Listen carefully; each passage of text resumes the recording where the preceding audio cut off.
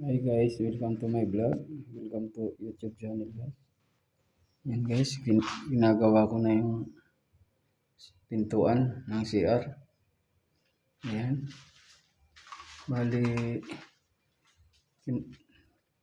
kinabit ko na yung amba ng pintuan. Yan guys, bali inilogan ko doon. Inilogan ko na. Pababa dito. Kinuha ko na yung straight niya hanggang dito sa baba.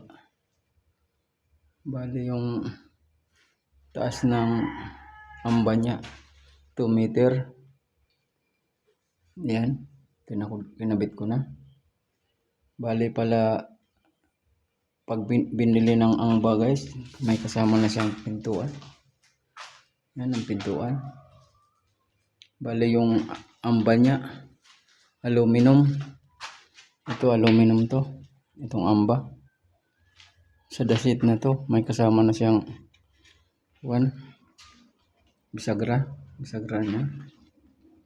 Yan guys, bali may kasama na din siyang doorknob. Kinabit ko na tong doorknob.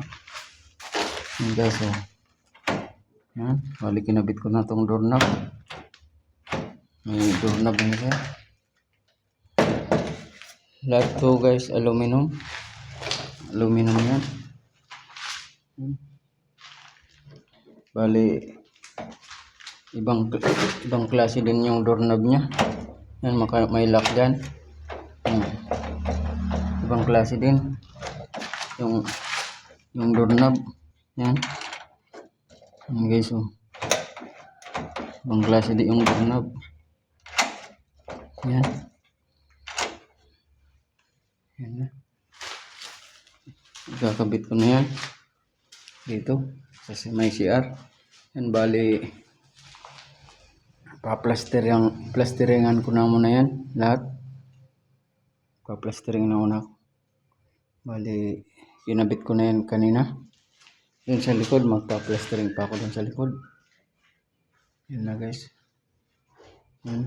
Ayaw kasi ng PVC door. Aluminum door na lang yung binili na nagpapagawa sa akin. Yan na. Bali kakakabit na yan mamaya.